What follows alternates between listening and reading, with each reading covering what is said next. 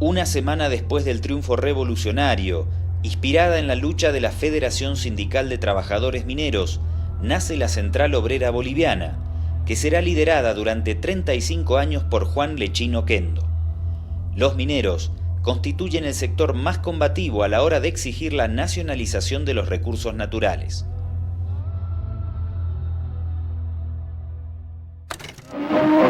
Conscientes de su alto valor dentro de las clases trabajadoras, los mineros constituyen una doble fuerza dentro de la revolución. El sostén económico de un pueblo sometido a las contingencias de la monoproducción y la constitución de un ejército obrero dispuesto a defender las ventajas sindicales obtenidas en la nueva lucha revolucionaria de la que forman parte activa. En La Paz, un joven médico argentino observa muy interesado el acontecer social del país. Es el doctor Ernesto Guevara de la Serna. El Che regresaría 13 años más tarde a Bolivia para liderar al Ejército de Liberación Nacional. Pasamos Valle Hermoso. Aquí refinan el petróleo. Se ve montones de turriles, pero dice que ya no los van a usar. Por unos tubos van a mandar la gasolina rectito a donde se necesite y hasta el extranjero. El proyecto de la izquierda, de Lechín y Hernán Siles Suazo, toda la izquierda, era la nacionalización de las minas. Eso se plantea al inicio de la Revolución del 52, cuando se toma el poder. Paz Estenssoro estaba en contra de la nacionalización de las minas. Entonces el agregado comercial de Estados Unidos, el señor Ziegler, le plantea a Paz Estenssoro, a Walter Guevara Arce, ministro del Interior en ese momento de Paz Estenssoro, que era imposible nacionalizar las minas en Bolivia porque estaban inscritas en la Bolsa de Nueva York y ninguna empresa que fuera norteamericana podía ser nacionalizada. Eso nos marca ya el grado de injerencia que había en esa época y la penetración que habían tenido desde mucho antes, ¿no? Si bien es muy complejo simplificar las relaciones entre Estados Unidos y la Revolución Nacional, pronto quedó claro que Paz Estenssoro no tenía ninguna intención de enfrentarse a Washington, y Washington tampoco tenía ninguna intención de perder su influencia en Bolivia. La ecuación resultó beneficiosa para ambos. El profundo cambio político y social que transformó al país y desplazó para siempre a la oligarquía minera del poder fue aceptado y rápidamente controlado por el Departamento de Estado. Las minas fueron nacionalizadas, pero Estados Unidos logró imponer fuertes indemnizaciones a sus capitales aliados. De no mediar un resarcimiento, Washington amenazó con bloquear la economía boliviana al negar el acceso del estaño a las refinerías estadounidenses. Para ese entonces, la economía del país dependía casi íntegramente de los ingresos generados por la minería. Triunfa la Revolución del 52. Como digo, Andrade negocia la reconducción de relaciones, pero viene la pregunta: ¿a qué precio? Y yo creo que el precio fue la misma revolución, porque los Estados Unidos pareciera que tuviera una injerencia bastante directa en lograr la indemnización a los mineros a través del Servicio Agrícola Interamericano. Prácticamente toman a su cargo la ejecución de la reforma agraria.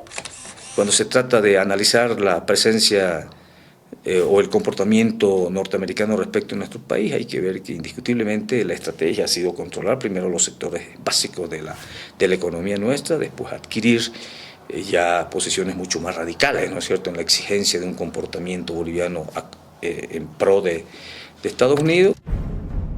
En 1953, tras la firma de un acuerdo de asistencia técnica, llegan masivamente a Bolivia alimentos provenientes de la cooperación estadounidense.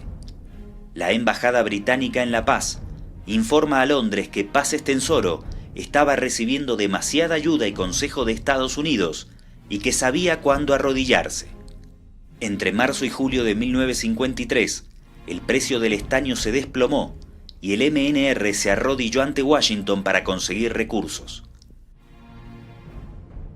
En octubre de ese año, cuando ni siquiera habían transcurrido 2 años del triunfo de la revolución, Paz Estenssoro retiró a todos los ministros que disgustaban a la embajada estadounidense. 2 años más tarde, el Congreso aprobó un trascendente Código de Petróleo, redactado íntegramente por abogados del estudio Davenport, con sede en el país del norte.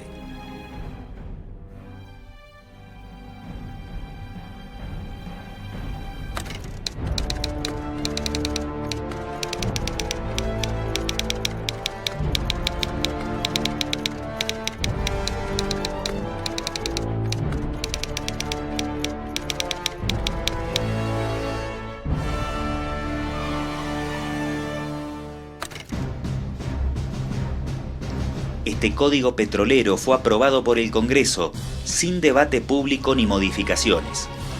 Los recursos energéticos volvieron a ser explotados por empresas estadounidenses, principalmente la Gulf. En 1960, Paz Estenssoro declararía que los hombres de la Gulf conformaban la mitad de su gobierno.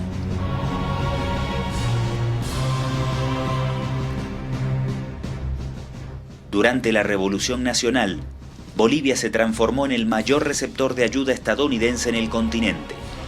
A inicios de 1957, durante el mandato de Hernán Siles Suazo, se aprobó un plan de ajuste estatal diseñado por el Fondo Monetario Internacional. Los fundamentos de la revolución quedaron archivados para siempre.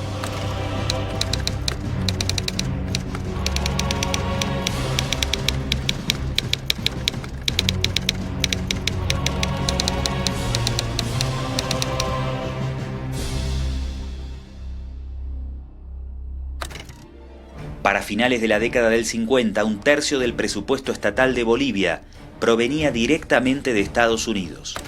Los embajadores yanquis a cada rato a través de la prensa daban sus opiniones que parecían instrucciones al país. El 22 de abril de 1958 y el 9 de febrero de 1961 se firman 2 acuerdos militares con Washington.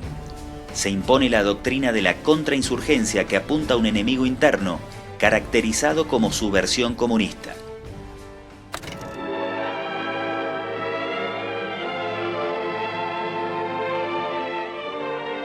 The United States Army activities are of a global nature.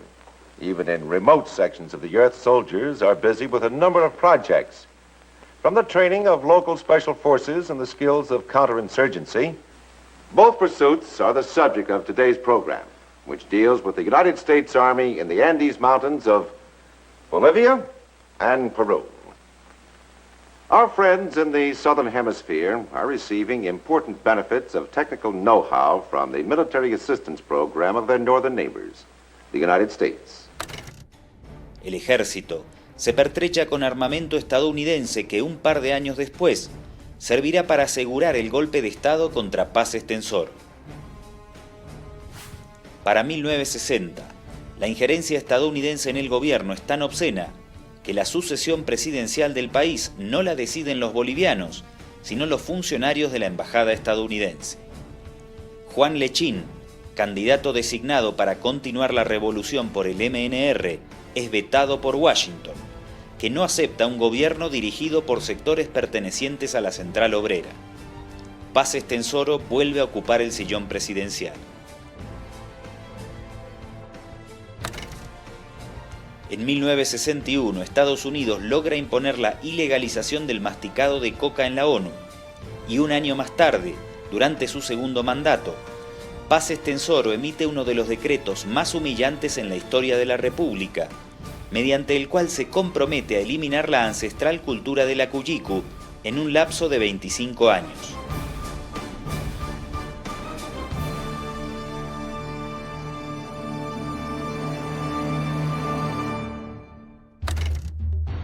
El primero